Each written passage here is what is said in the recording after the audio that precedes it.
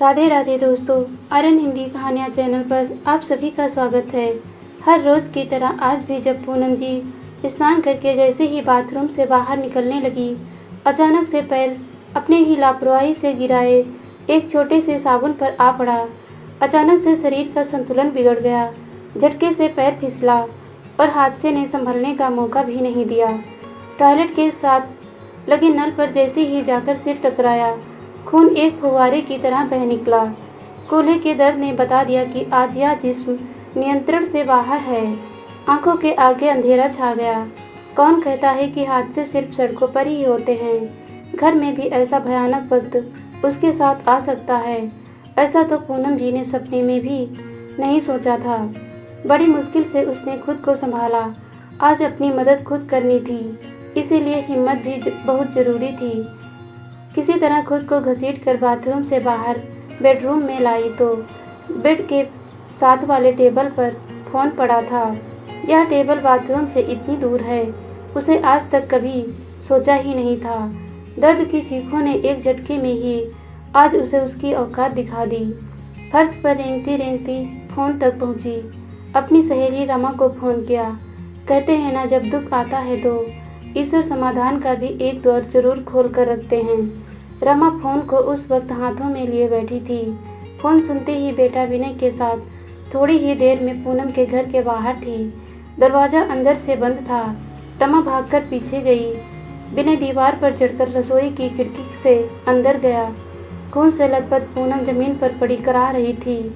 माँ बेटे दोनों मिलकर उसे गाड़ी में बिठाया और तुरंत अस्पताल ले गए। थोड़ी देर में डॉक्टर ने बताया कि माथे पर टाँके लगे हैं और कूल्हे की हड्डी भी टूट गई है। तकरीबन 1 से 1.5 महीने तक चल फिर नहीं पाएंगी। यह सब सुनते ही रमा बहुत दुखी हुई। विनय ने माँ से पूछा कि अब क्या किया जाए माँ? बेटा मुकेश नोएडा में रहता है, उसे ही खबर देनी होगी। क्या तुम जानती हो उसे? विनय ने पूछा। आप दोनों की दोस्ती कैसे हुई माँ? विनय एक साथ माँ से पूनम जी के बारे में जानने को उत्सुक हुआ। नहीं, एक बार ही मिली हूँ उससे, जब पूनम की रिटायरमेंट की पार्टी थी। मुकेश अपनी पत्नी महक और दोनों बच्चों के साथ आया था, तभी पूनम ने मिलवाया था। बात करते करते रमा कई साल पीछे चली गई और एकदम से बातों के बहाव में बहने लगी। बहुत ही अलग वक्त था। पूनम और मैं एक ही स्कूल में टीचर थी। पूनम एक बहुत ही मेहनती और कम बोलने वाली शख्सियत के रूप में जानी जाती थी। अपने काम में ही ज़्यादा व्यस्त रहती थी। स्कूल के दौरान अच्छा वक्त हमने साथ बिताया। रिटायरमेंट के बाद भी उन्होंने मुझे कभी कभार फ़ोन कर लेती थी। आज देखो, इस संकट की घड़ी में भी उन्होंने मुझे ही याद किया। कहते कहते रमा भावुक हो गई। पूनम ने अपने जीवन का काफ़ी बड़ा हिस्सा अकेले ही बिताया है। पति आर्मी में थे, साल में 3-4 बार आते थे। बेटे मुकेश की परवरिश की सारी जिम्मेदारी पूनम पर ही थी। पूनम एक अच्छी गुरु ही नहीं, बल्कि माँ भी बहुत अच्छी थी। बेटे को आत्मविश्वासी संस्कारी बनाने में उसने अपना पूरा वात्सल्य और विवेक लगा दिया। उसे अपने जीवन के फैसले लेने का अधिकार दिया। पति जब भी आते, ज़्यादा समय पत्नी के साथ ही बिताते। बेटे की ओर ज़्यादा तवज्जो कभी दिया ही नहीं। इसीलिए मुकेश माँ के ही ज़्यादा करीब रहा। नोएडा में किसी बड़ी कंपनी में बतौर इंजीनियर काम करता है। किसी पार्टी में महक मिली तो शादी का मन भी उसी से बना लिया। 9 साल हो गए हैं उनकी शादी को। 6 साल पहले मोतीलाल जी, पूनम के पति, रिटायरमेंट लेकर आ गए थे। पति पत्नी बहुत खुश थे, खूब सैर सपाटे किए। 3 साल पहले पूनम स्कूल से जब रिटायर हुई तो मोतीलाल जी ने बहुत बड़ी पार्टी की थी। पूनम बताती थी कि उसके बाद से उनका स्वास्थ्य गिरने लगा। मदिरा और धूम्रपान की आदत से उनकी पहले ही एक फिर दूसरी किडनी ने काम करना बंद कर दिया। पति को अच्छे से अच्छे डॉक्टर के पास ले गई, लेकिन कुछ फर्क नहीं पड़ा। सारी जमा पूंजी इलाज में चली गई। बेटे की अपनी जिम्मेदारियां थी, इसीलिए उसे कुछ नहीं कहा। पति ज़्यादा समय तक बीमारी से लड़ नहीं पाए और एक दिन पत्नी को अकेला छोड़कर हमेशा के लिए इस संसार से विदा हो गए। पूनम की टूटी हालत मैंने देखी थी। मुकेश और महक ने माँ को उनके साथ चलकर रहने की बहुत मिन्नतें की, पर पूनम नहीं मानी। बेटे पर बोझ नहीं बनना चाहती थी। अपना सम्मान उसे बहुत प्रिय था कि कहीं आज नहीं कल उसे कुछ कह ना दें। इसी सोच में उसने अकेले रहने का फैसला किया। लेकिन आज देखो हालात ने लाकर वहीं पर खड़ा कर दिया जहाँ से वो सदा बचती रही। थोड़ी देर में नर्स ने आकर बताया कि पूनम आपसे बात करना चाहती है। दोनों भागकर अंदर गए। पूनम की आंखों में आंसू थे। हाथ जोड़कर रमा का धन्यवाद करने लगी तो रमा ने हाथ पकड़ लिया और पूनम के हाथ में उसका फ़ोन देते हुए कहा कि मुझे नंबर मिला दो, मैं मुकेश को फ़ोन कर देती हूँ। पूनम ने नंबर मिला दिया तो रमा फ़ोन लेकर बाहर चली गई। मुकेश उस वक्त ऑफिस में था। फ़ोन उसके डेस्क पर पड़ा बज रहा था। उसके अगल बगल में बैठने वाले उसके दोस्त आज लंच कहाँ से मंगवाया जाए, इस बात पर बहस कर रहे थे। एक दोस्त बोला, अरे भाई, एक तो तुम चुप नहीं कर रहे, ऊपर से यह फ़ोन बजे जा रहा है, ये मुकेश का है, कहाँ है? दूसरा दोस्त बोला, मुकेश बॉस के कमरे में है। मुकेश की अच्छाई और काबिलियत का हम सब ही नहीं, बॉस भी फ़ायदा उठाता है। जब देखो मुकेश पर एक के बाद एक जिम्मेदारी डालता रहता है। बिल्कुल सही कह रहे हो। अच्छे लोगों में बस यही बात बुरी होती है कि किसी को ना नहीं कह सकते। हमारा मुकेश बेचारा भी बस ऐसा ही है, सबकी मदद करता है। अरे वो देखो सामने से मुकेश भी आ गया। मुकेश यार, तेरा फ़ोन बजे जा रहा है। मुकेश के फ़ोन सुनते ही चेहरे का रंग उड़ गया। भागकर बॉस के ऑफिस में गया और दोस्तों को यह कहकर कि 2 दिन के बाद मिलते हैं, निकलने ही वाला था कि सूरज ने पकड़ लिया। क्या हुआ यार, सब ठीक तो है? नहीं, सब ठीक नहीं है। गांव में मेरी माँ की दोस्त का फ़ोन था। मेरी माँ के साथ हादसा हुआ है, गिर गई है, काफ़ी चोटें आई हैं, अस्पताल में है, मुझे जल्दी माँ के पास पहुँचना है, कहकर मुकेश जल्दी से निकल गया। मुकेश ने घर आते ही पत्नी महक को बताया कि वो माँ को लेने जा रहा है, उनका कमरा तैयार कर देना और एक सहायिका का इंतजाम भी, कहकर जल्दी से निकल गया। महक चुपचाप एक तरफ बैठी पति की चिंता, हड़बड़ाहट और उसके मन की व्यवस्था को बिगाड़ने वाली खबर सुनने को चुपचाप देखती रही। अभी तो 2 साल पहले ही उसने नौकरी शुरू की, घर की थोड़ी आर्थिक व्यवस्था संभालने लगी, बैंक की नौकरी मिली, बच्चों के साथ अब कभी कभार शॉपिंग या बाहर अच्छे रेस्तरां में खाने के लिए सोचना नहीं पड़ता था। इस नई दैनिकचर्या के साथ महक ने अपना अच्छा तालमेल बिठा लिया था। लेकिन अब माँ के आने से फिर से एक नई शुरुआत। मन से वो इस आगमन के लिए बिल्कुल तैयार नहीं थी, लेकिन जिम्मेदारी से पीछे हटना इन परिस्थितियों में बिल्कुल गलत और असभ्य था। महक ने जल्दी ही खुद को इन सब से बाहर निकाला और बच्चों के स्कूल पीटीए के लिए जाने को तैयार होने लगी, जिसके लिए आज उसने छुट्टी ली थी। 3 दिन के बाद मुकेश गांव के घर की जिम्मेदारी पड़ोसी को देकर माँ को लेकर नोएडा चला आया। महक ने दिखावे के भाव से सासू माँ का अच्छा स्वागत किया। शुरू के दिनों तक महक चुप रही। उसके लौटते ही माँ के लिए रखी सहायिका घर चली जाती। महक शाम को घर आते ही व्यस्त हो जाती। बच्चों का होमवर्क, रात का खाना, सुबह के खाने की तैयारी उसकी कुछ ही दिनों में बस होने लगी। मुकेश से मदद की ना पहले उम्मीद थी ना अब। पहले कभी कभार वो 1-2 दिन यूं ही निकाल लेती थी। बच्चों के लिए सैंडविच बना दिए, अपने दोनों के लिए फ्रिज में बचा कुचा निकाल लिया। लेकिन अब हर रोज़ उसे आकर पूरा काम करना पड़ता था। खर्चा दिन प्रतिदिन बढ़ने लगा। माँ की दवाई, खुराक, सहायिका का वेतन। महक पहले कम फिर ज़्यादा बड़बड़ाने लगी। पति काम से आता तो पत्नी का फूला शिकायतों से भरा चेहरा देखता। बच्चों पर घर की नकारात्मक गतिविधियों का असर न हो, इसलिए मुकेश हर बात को बंद कमरे में सुलझाने की कोशिश करता और कभी थका मांदा होकर भी पत्नी और बच्चों को खाना खिलाने बाहर ले जाता। पूनम जी साथ तो नहीं जाती, लेकिन शुक्र मनाती कि थोड़ी देर के लिए चिक से निजात मिलेगी।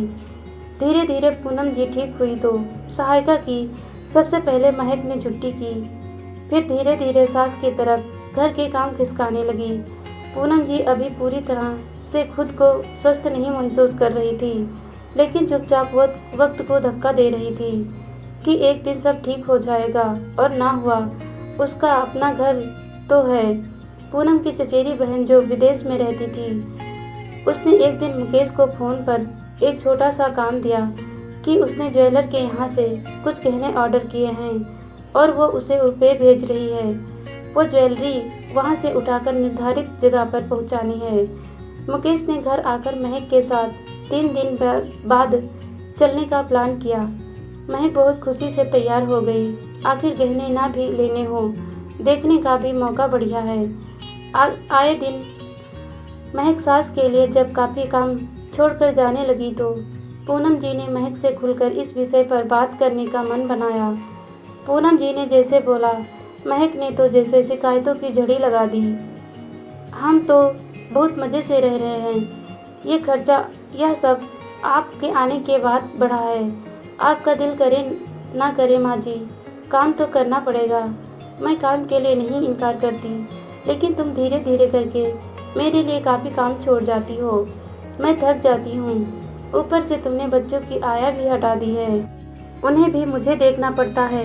अभी दोनों में बहस चल ही रही थी कि मुकेश हाथ में मिठाई का डिब्बा लेकर ऑफिस से आया, लेकिन दोनों ने डिब्बे की तरफ देखा ही नहीं। एक दूसरे पर दोषारोपण करती रही। मुकेश चुपचाप जाकर सो गया। उसको बहुत दुख हुआ। अगले दिन मुकेश ने महक को फ़ोन किया कि वह ज्वेलर के पास नहीं जा सकता, उसे ज़रूरी काम है। तुम माँ को साथ ले जाओ और ऑफिस से आकर मुझसे पैसे ले जाओ, मैं बैंक से निकलवा कर रखूँगा। महक सास को ले जाना तो नहीं चाहती थी, लेकिन इतने पैसे और गहनों के साथ अकेले होने का जोखिम भी नहीं लेना चाहती थी, इसीलिए माँ को ले जाना ज़रूरी था। दोनों मुकेश के ऑफिस में 12 बजे तक पहुँच गई। मुकेश बहुत व्यस्त था। शीशे की दीवारों में से नज़र आ रहा था कि बहुत सारे लोगों को बंद कमरे में किसी विषय पर संबोधित कर रहा था। दोनों सास बहू बड़ा गर्व महसूस कर रही थी। तभी कर्मचारी हाथ में 2 कप कॉफ़ी के लेकर आया और आते ही उसने कहा कि आप दोनों को बहुत बहुत बधाई हो। दोनों हैरानी से उसकी तरफ देखने लगी। वो उनके चेहरे की भाषा समझे बिना ही बोलता रहा। कल मुकेश भैया का प्रमोशन हुआ, अब वो वाइस चेयरमैन हैं। मुकेश भैया की मेहनत, लगन और स्वभाव ने उन्हें यह मुकाम दिलाया है। भाभी मिठाई कैसी लगी? मैं बड़ी खास दुकान से लाया था। कल मुकेश भैया ने ऑफिस में पार्टी दी तो घर के लिए भी मिठाई मंगवाई थी। सब इंतजाम का जिम्मा मेरा था।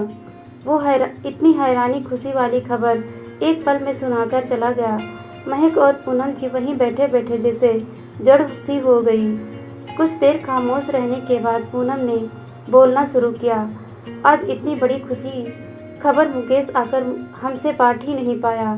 मिठाई लेकर आया और मैंने एक पल के लिए उस डिब्बे की तरफ देखा भी नहीं।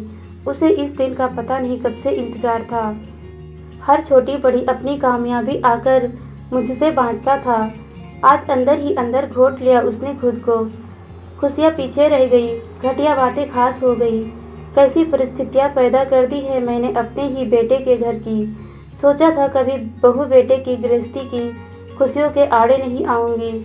आपसी प्रेम प्यार समझ कभी कम नहीं होने दूंगी, लेकिन कहाँ कर पाई।